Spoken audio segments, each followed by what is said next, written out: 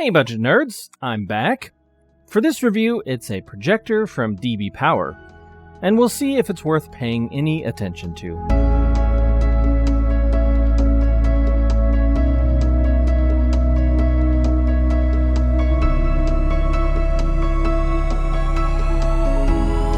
This is the DBPower RD828's box. It's not very exciting. What's inside is a bit more exciting, since this is DBPower's most fanciest projector.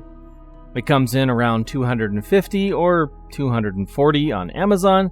Pick your poison, I guess. The RD828 is a native 1080p projector. It has Wi-Fi that you can use to mirror your supported phone or tablet, or to connect to your Wi-Fi's network to update. They claim it has an 8,500 lumen brightness and supports 4D keystone correction, like 3D, but with an extra D, like 4 dimensions. Isn't the fourth dimension time travel?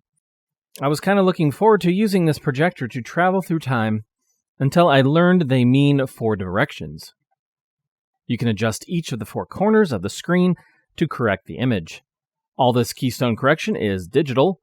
This projector does not offer analog or any physical keystone correction. The projector looks pretty slick. As far as I/O, your choices are few.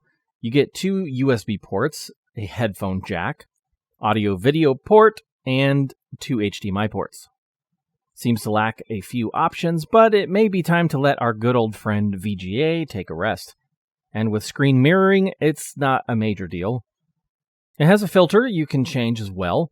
How very professional of them. I kid, but that is a nice feature. The buttons on the top are very clicky, and are pretty easy to see in a darker room. The spinny leg on the front can raise it up almost another 2 inches. This projector does not have an internal battery, it must be plugged in. The remote control it comes with has a built-in microphone for using voice commands. Something I didn't test, but I get the feeling that just using the buttons on the controller would be faster for most things. To test it, we set it up in my parents' backyard and watched a movie with the family.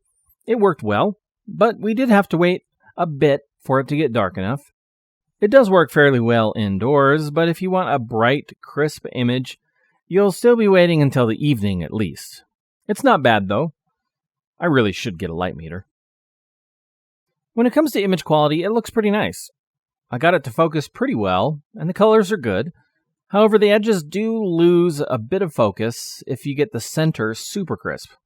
If you sacrifice a tiny bit of focus in the center, you can get the edges to an acceptable point. Overall, the focus is good. I've seen far worse. And in the dark, the images look great. There are a few dead pixels, but maybe this is typical. I guess I'll find out the more projectors I test. The fan is about average on loudness, and the remote control worked well. One thing that was kind of was the sound. There are 2 5-watt speakers, and they sound okay, and got somewhat loud. It's neat that there's an EQ, but when messing with the low EQ, the sound started to suffer. If you're playing quiet media, the difference between 50 and 100 is very minimal. You can also pull up music, pictures, movies, and documents from a USB thumb drive. It worked well, and the UI was easy to navigate, with one issue. One of my Word documents wouldn't open. It said it was corrupt. It was just that one file, though. Last, I'd like to check the LCD panel's refresh rate, and ghosting. I ran a few tests and recorded them as best as I could.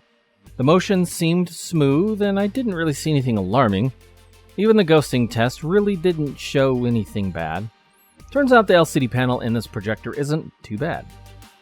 So for the price, it's not a bad projector.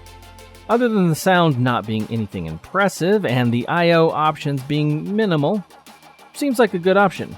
Just keep in mind you'll need a somewhat dim environment to see it at its best. If you want to snatch one up, you can find a link below, and thanks for watching.